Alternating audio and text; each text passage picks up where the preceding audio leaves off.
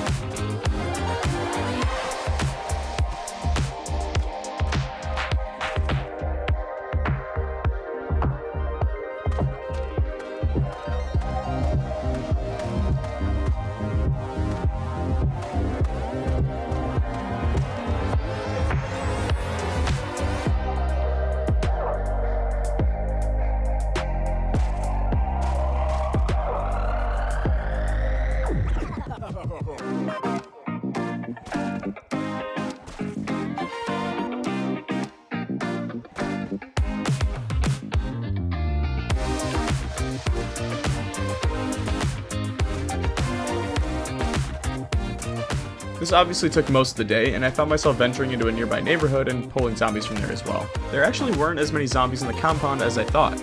Most of them resided near the construction site, or on the western side of the wall.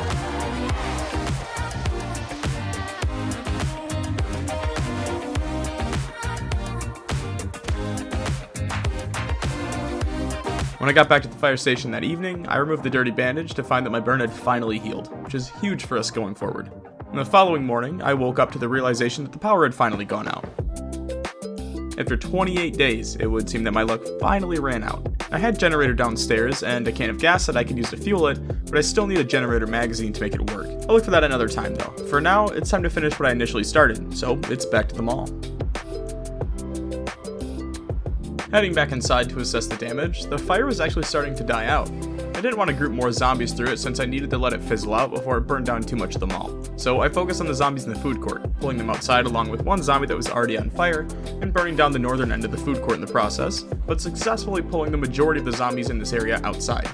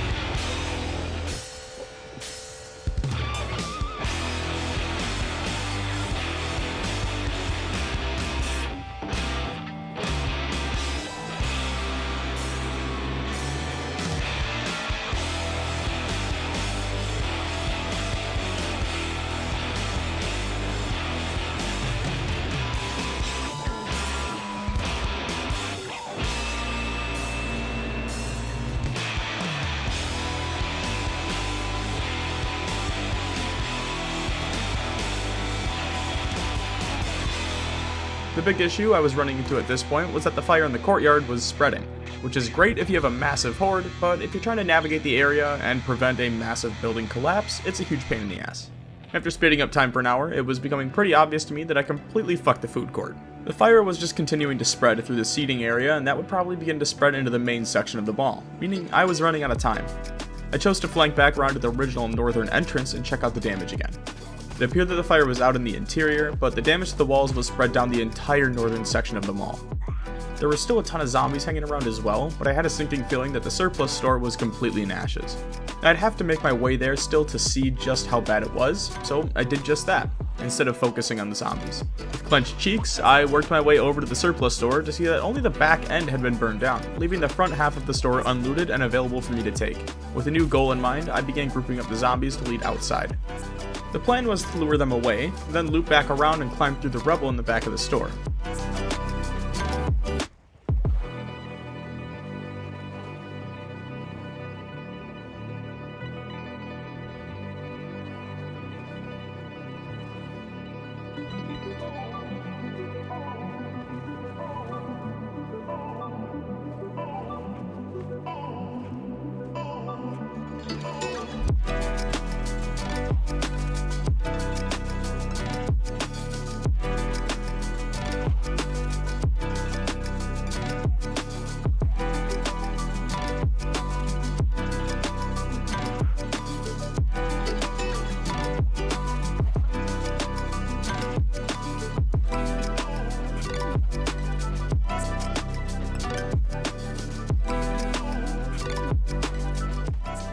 The surplus store was fairly covered in ashes and zombies. I didn't want to risk fighting so many in such a tight space, so I spam shouted and pulled at least most of the zombies out into the field with me behind the mall.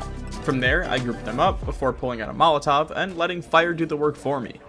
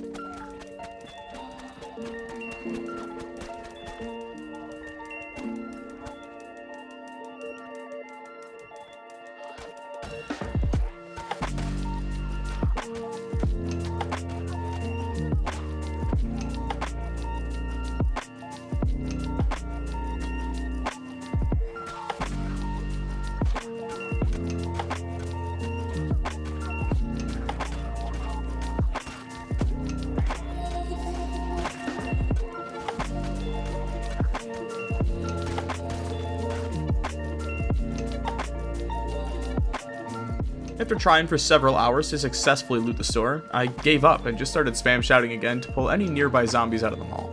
The big problem here is that there's one wall that burnt down between the back and the front of the surplus store, allowing for any zombie from the mall to just hop through the shattered window, through the burnt down wall, and into the back room where I'm trying my best to loot a single gun.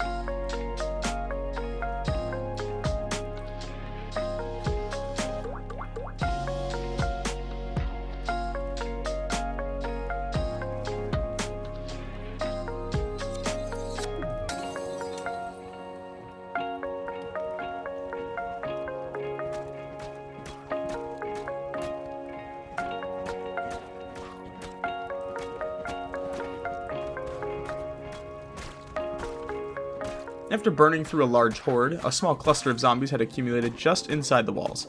I pulled them out, but it wasn't worth using another Molotov on, so with my only remaining weapon of the journey, I took out my butcher knife and carved through the group.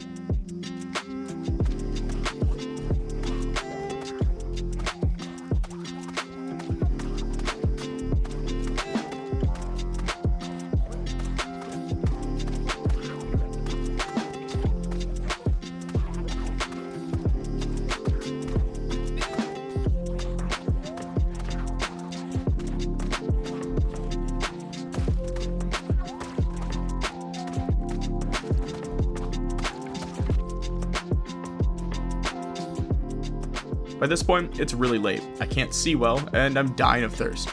I could have headed back and continued in the morning, but mama ain't raised no bitch, so I looped back through the eastern entrance into a Spiffos that was currently dealing with a small fire problem. From there, I found the bathrooms and took care of the whole thirst issue before heading back to the mall to get another look at the gun store. When it became apparent I wasn't going to get through by just walking there, I pulled yet another group out into the courtyard to continue the burning process.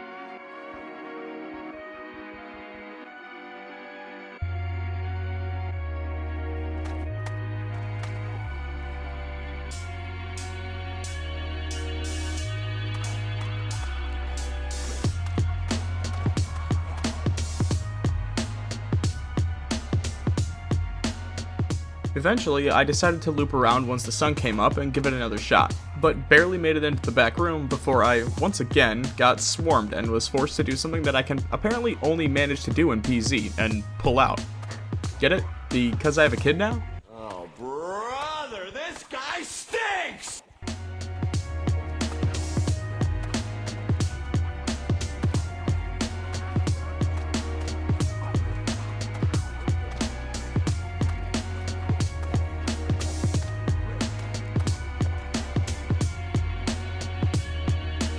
All terrible jokes aside, I did see a zombie with an M16 as a leg, so I went against my better judgment and started working through each zombie one by one with my meat cleaver before deciding to just hop in the van and run them over Caitlyn Jenner style.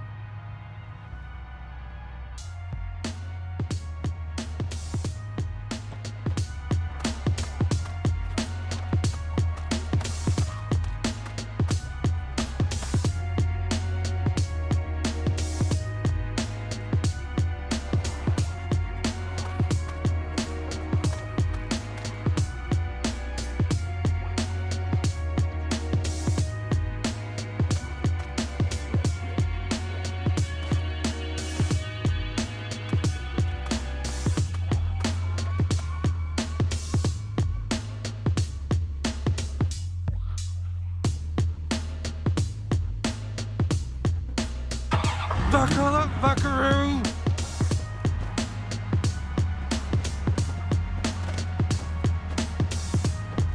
And finally, after days of work and thousands of zombies burned, I was finally able to loot the surplus store. Or rather, what was left of the surplus store. Of course, it's never as simple as just heading back to base, at least not yet, since I'm still pulling zombies back in because I don't have any gates.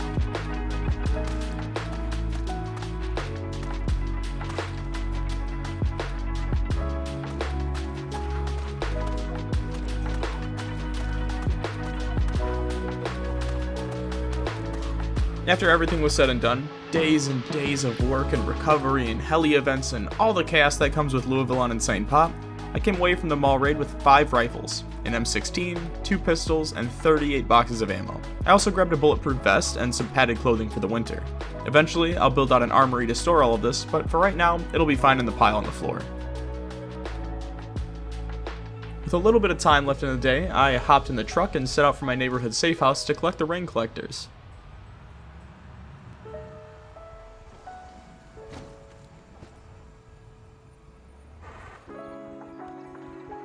I chose to place the rain barrels on top of the helipad because that just made the most sense to keep them out of the way. Now all we have left to do is wait for the rain to come, and we'll be able to sustain ourselves indefinitely. But I think we'll stop here. So far, we've killed just under 3,000 zombies in the span of a month. Now that we have guns though, we should be able to double that amount in the next episode as we start to push into the city and target other POIs. For the skull grinders out there, here's what mine look like after a month of progress. I've been leaning pretty heavily towards blunt weapons, especially short blunt since I have that boosted XP there, and there's just so many available, but I'll look to shake that up a bit down the road. A special thank you to all my YouTube members who give me the ability to throw Molotovs into mall courtyards for your entertainment, but that's gonna do it for me. I appreciate you all, and as always, thanks for stopping by.